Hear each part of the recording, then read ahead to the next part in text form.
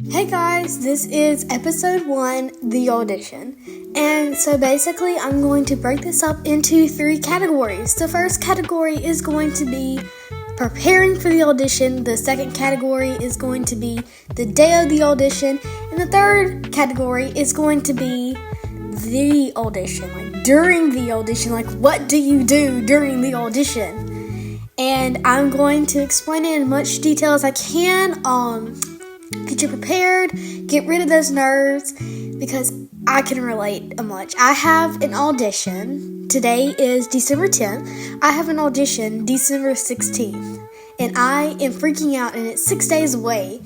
But, I'm going to listen to this before I let you guys have it and prepare myself, and I know it's going to help me. If it's going to help me, it's going to help you. So let's go ahead and jump in.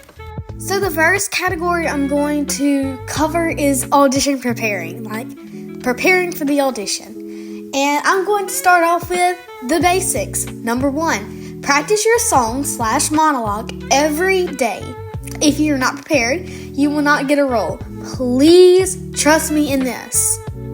This is basically common sense, but if you're wanting that role and I can get that role, you have to practice. You have to pick out that monologue as soon as you know about the audition and start practicing it ASAP. And if it's a song, same deal. Pick out the song that you want, practice it, find the instrumentals, and there you go. You will not get the role you want if you come in unprepared. Also, a little note, if the audition panel says that you're not allowed to have the paper with the monologue or the song lyrics on there, do not bring it in there for you to look. That is disrespect, and it just shows that you're not going to follow directions. That is a big no-no. So, there's your first one. The second tip is look over lines, so if asked, you will know them. And some people get confused when I say this, so I'm going to break it down, of course. Sometimes when you audition, they'll hand you part of the script, or you'll get the script in preparation, and they'll tell you you're going to read this character and this character. I would go ahead, look at those lines, highlight them if you can, and know them and know what you're going to do. Now, this is not always the case. You will not always get the script or piece of the script to study before the callback or before the audition. Sometimes they'll tell you to read the character and this character as soon as you get done singing. And sometimes they'll give you hey, I'll give you 2 minutes to go over it, and then, I'll read this character while you read this character. Just have a mental note of what you're going to do. And this is what I mean. You can most likely, 9 times out of 10, find the script on Google, on Safari, or whatever you use. And it's going to be the full script, and you can either download it or, just read it on the app.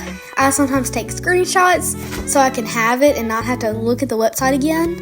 And just kind of have a mental note of what the character is, what they're doing in that scene. It just makes you more prepared for the audition. And it also shows that, you can learn it and you're capable of being a lead or supporting or whatever character you want. Stay healthy. Drink water, do your skincare, care for your vocal cords. It is so important to stay healthy and take your vitamins and do skincare, care for those vocal cords leading up to an audition. We don't want to be boo-boo janed when it's the day of the audition and it just ruins the audition. So, what are we going to do while preparing for the audition? We're going to practice our song or monologue every day. We're going to look over the lines, so if asked, you know them, and we're going to stay healthy. Also, this is more of just a mental note towards me and the people who do theater at my theater. When the audition dates come out, if you do not sign up on paper or do you not sign up on email, most of the time it will be on their website. This is how I sign up. They'll post it and you'll just pick a slot and sign up. It is most likely going to be on a Google Doc. And if you're not comfortable with sharing your personal information and your address and your number, you're in trouble because they will most likely ask this. So if they need to mail you anything, or, an emergency happens and, all that. It's just basically they just want to keep you safe with having all that in case of an emergency, which is completely understandable. The theater that you work for, they will most likely want to keep you as safe and as healthy as possible. They will not do anything to make you sick or, to get you injured on purpose. Nobody's like that. No theater is like that. If you got chose for the main, they're going to keep you as healthy. If you got chose for ensemble, they're going to keep you healthy too. You are such a big factor in a show, whatever your role is. Ensemble, it just keeps the show, fun. It makes it more alive. The main characters, y'all carry the show. Yeah, an ensemble just puts the pieces together. That's what they do. They put the pieces of the show together that the main characters cannot. With the dancing, or the extra harmonies, or melodies, or even sometimes the lines that just carry the show. Also, I'm going to add a little quick note that just came to my mind. They're mostly 10 times out of 10 are going to ask you when you audition or when you sign up on the sign-up sheet, what kind of interference do you have with this? And I think I just made up the word interference. I don't know if that's a word or not. That's a weird question I need to answer.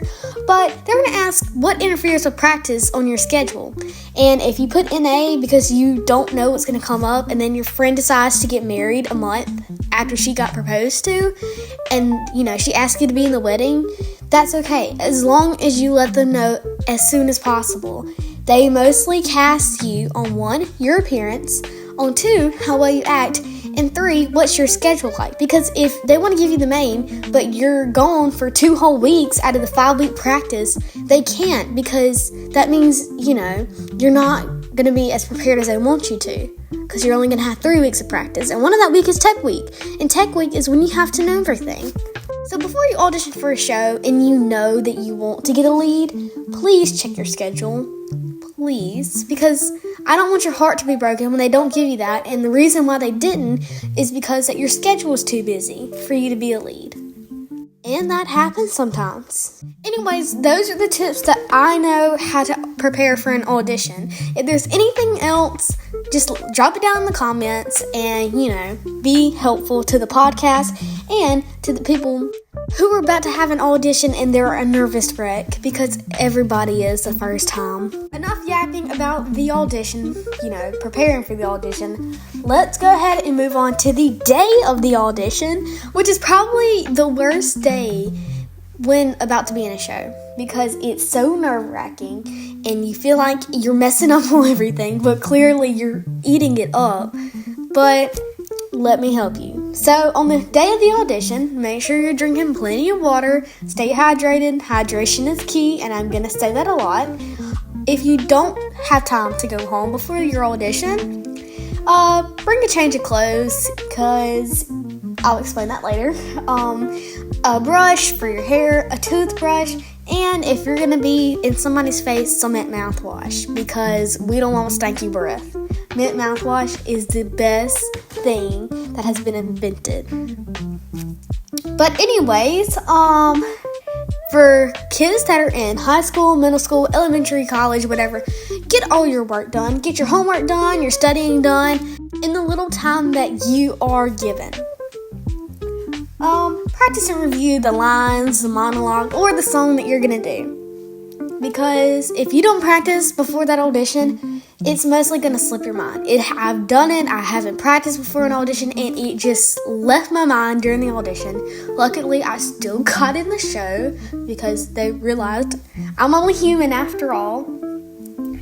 And bring something to wear that looks nice, and I'm going to explain this.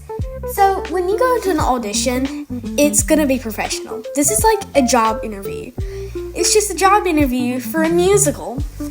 But, you want to give a good impression to the board of casting directors. Because if you come in pajama pants and a t-shirt, it's not professional. You need to come in something like jeans or a nice top. Or, I like to do this, a nice skirt, or sometimes even a dress. A dress will really seal the deal if you're on Broadway level, but I don't think any Broadway level people are going to listen to this podcast. But I digress. And now, Our favorite part, and probably going to be the longest part because there are so many bullet points I have under this because I'm following a sheet of paper that I typed out. The audition, the most nerve-wracking and terrible thing about a show, minus opening night. Opening night is pretty nerve-wracking too, but I don't say it's terrible. It's pretty beautiful. It's a beautiful moment being able to put your show out to the public. So, the first bullet point out of 10 million, be on time, makes you look prepared for the audition. I cannot tell you how many times I've heard people who said they've been late to their audition. It just doesn't give you a professional first impression. I always say get there around 20 to 15 minutes early in case they're running early, which 9 times out of 10, I say 9 times out of 10 all the time, but it's 9 times out of 10, they're always going to be running early. And like either from 2 minutes to 10 minutes early, they're always going to run you early. And if there's any paperwork you need to fill out before you go into the audition room or you have to take a headshot, all of that, get there 15-20 minutes early so you can, prepare yourself and get whatever else you need done for the theater. Like talking about headshots and all that, the second bullet point is have everything you need. Like your headshots, your bio, your music, or your accompanist. It depends on whatever you're required to have. Make sure you have it before you get there. This will also make you look unprepared. Just do not forget this. Like, this is what's going to help you get in the show. Like, your resume is going to help you get in the show because they realize you've done this. Your headshot, so they have a reference to look back at you. Your music or your accompanist. If you don't have that for a song, 9 times out of 10, here we go again. It rhymed. 9 times out of 10, though, they're not going to want you to sing a cappella. When you're waiting for your audition, it is so nerve-wracking, and you're just sitting there, and you're just fidgeting, and you're still. Breathe, stretch, relax, do whatever you need to do just so you're not as nervous. Because the audition panel is most likely going to know that you're nervous. We all get nervous. But if you're showing it and you're rigid and you're stiff, they're going to know. And they're going to realize they're going to be like this on stage on opening night. Because they're going to have stage fright if they're nervous in front of 3 to 5 people at most. They get it. But I like to stretch, shoulders back, smile, and walk confidently into that audition room, which is my next bullet point. Walk in there with a smile, good posture, and make eye contact. Because eye contact and smiling and walking in there like you're about to rock their world is how you need to do it. It just shows that you're ready, you're confident, and that they just like that. I don't know why, because I've never been behind that. I'm only 13 years old. But they just love confidence, and they love that you're prepared. When you're singing, have facial reactions, make small movements, go left, go right, tell the story with your hands, but don't overdo it. They don't want over blocking because they already have in mind what they're wanting you to do. They already know, and they're just trying to figure out if you're going to be that spot, if you're going to be that character. They're trying to see who would be perfect for the imagination they already have for the show. Don't come in and have choreography for the song unless they require it. Like, if you're just coming in here to sing, hand movements, move a little bit to the right, move a little bit to the left. Tell the story with your face and with your hands and with your body movements, but don't have a full dance break and blocking and all of that. They just want to see what you can do with yourself in music.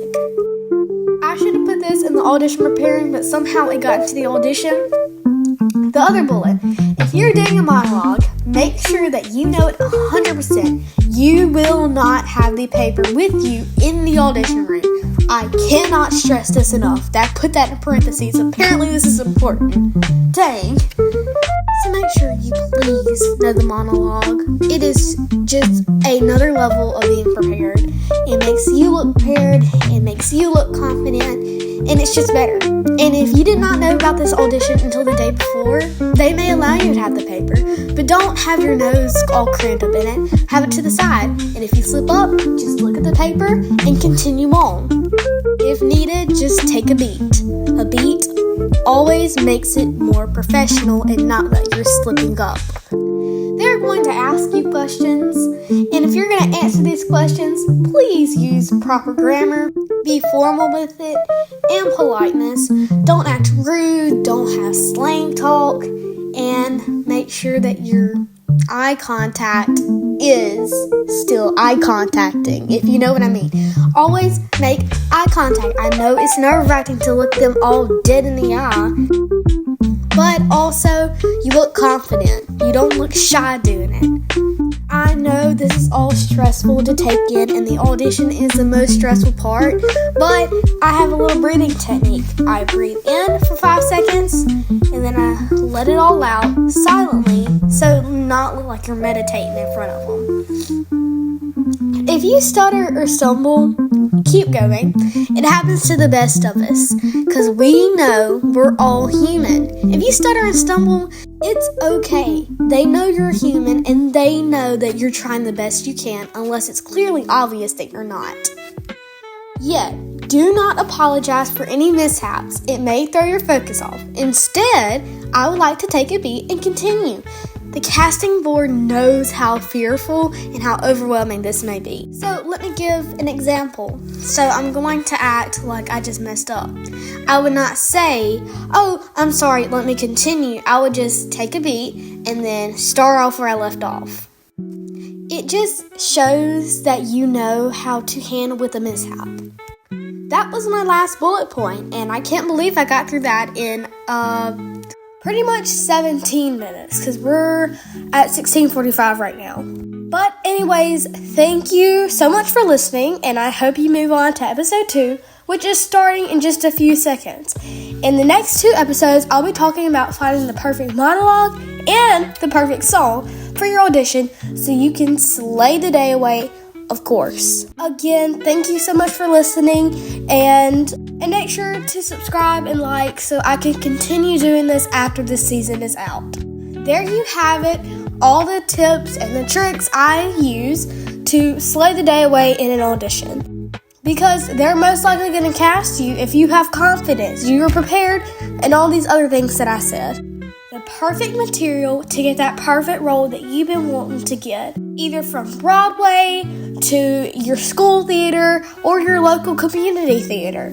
And now, episode 2 is starting in 3, 2, 1.